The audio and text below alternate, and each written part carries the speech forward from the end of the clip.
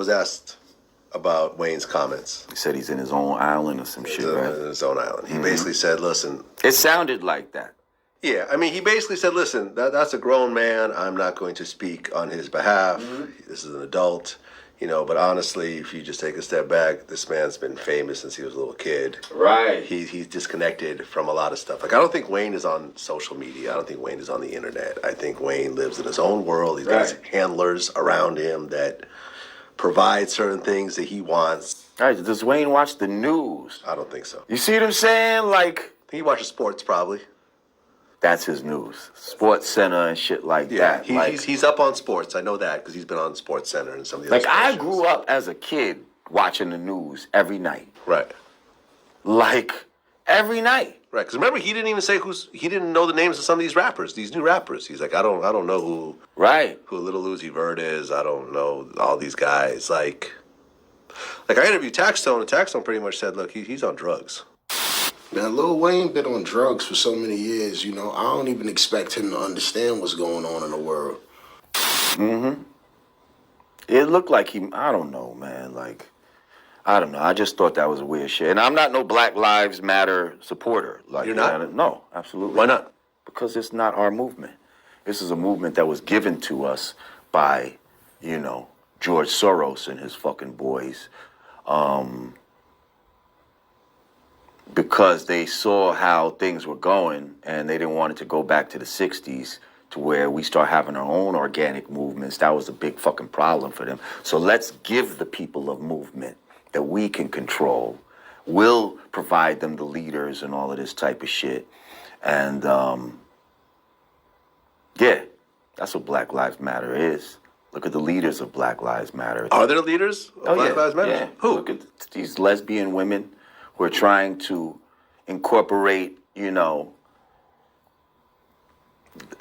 whatever the fuck the letters are, incorporate their concerns into black people's concerns.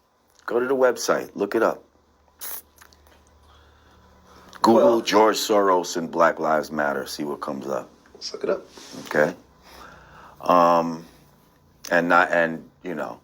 Y'all out there, George Soros is a fucking multi-billionaire down with, some of the 12 richest people in the fucking He raised world. $100 million. Yep. For the Black Lives Matter Coalition. The funding comes in addition to more than $33 million in grants from top Democratic Party donor George Soros. Okay, here we go. Okay, so So What billionaire would have done that for the Black Panther Party? 33 million. Well, hold on. Huh? Hold on. In high school, I read some books about the Black Panther movement. Charlton Heston, maybe people like that. The Black Panther movement would have. There was a famous book called Radical Chic and Mau Mauing the Flatcatchers. Okay. And it basically puts you in these scenes where you had these, the Huey P. Newtons and the Bobby Seals would go to these rich white families' houses and have these intellectual debates. I know about that. You know what I'm saying? With these white millionaires. Did anybody give them $30 million at the end, these people would cut checks. Not no $30 million checks. Maybe a 5,000, 10,000. You see what I'm saying? This was breakfast programs and, a smaller scale. But you know what I'm talking about. I know exactly what you're talking about. Rich white people have historically financed some of this stuff. Some of it, not all of it. Which is why I said you know what I mean? Yeah, I didn't say all of it. And that was more guilt money rather than fair enough control money. See, this started at the impetus of the whole shit. This is control money. This is not, I feel bad for what we've done as white people. You came to my house and shamed me, and now I'm going to cut you a check. You know what I mean? That's not what that is about. That's about, let us give you a movement that we can control, use certain symbolism from the original civil rights movement, like the black, red, black, and green, all these different symbols. We're going to incorporate that, but only it's going to be a movement that we control. We decide what the messages are. We decide what the slogans are. What happened to no justice, no peace, and, no peace, no justice. Now it's hands up, don't shoot, fucking I can't breathe, and all these negative affirmations that, who made that shit up? You know what I mean? Wasn't me. And like, we're living in a time of great social engineering. Okay? Now, if y'all don't know what social engineering is, go look it up. Like, there's people out there that know how to scientifically make society do what they want it to do, how they want it to be done. They're engineering how society should be. That's social engineering. So when we sit here and talk about, things like false evolution, when we say, oh, hip hop's just going that way. No, it's not. It was socially engineered to go in the way that it's going right now. You see, this Black Lives Matter is a social engineering of how a civil rights movement should move. You see what I'm saying? And this is what we have to look at. Not everything is organic. Well, you also don't see any clear leaders in Black Lives Matter. You had D-Ray. He's been kind of the face of Black Lives Matter for a while. Why, when he's not the leader? You see what I'm saying? There's no real Why is he? There is leaders. This is what I'm telling you. They're lesbians. They're black lesbians. Key people are Sean King. Who's that? He's a writer for New York Daily News. I'm not talking about who key people. Go to the fucking website. Who runs the shit?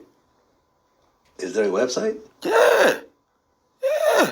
Right. I mean, because when I looked at Black Lives BLM leader, the key people there's no leader that's listed, but the key people that are listed is Sean King, DeRay McKeeson, and Jonetta Elzie. Those people don't run Black Lives Matter. Although they might be the face right now, they're not the ones calling the shots. But even if they're the face, somewhat, they don't hold even remotely the significance of a Martin Luther King, a Malcolm X, Elijah Muhammad. Because those were real movements.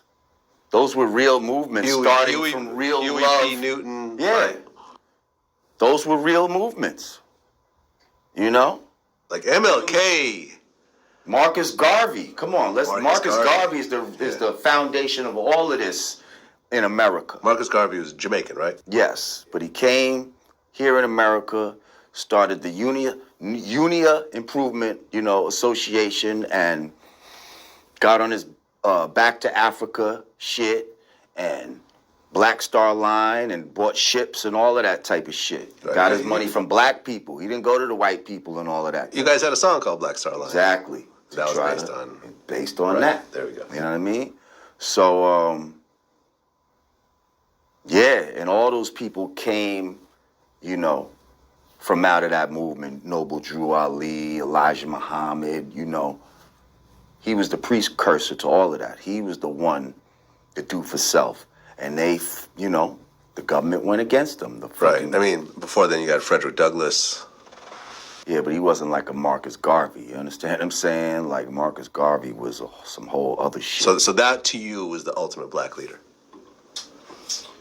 Pretty much, yeah. Because he exemplified, well, especially for here in the wilderness of North America.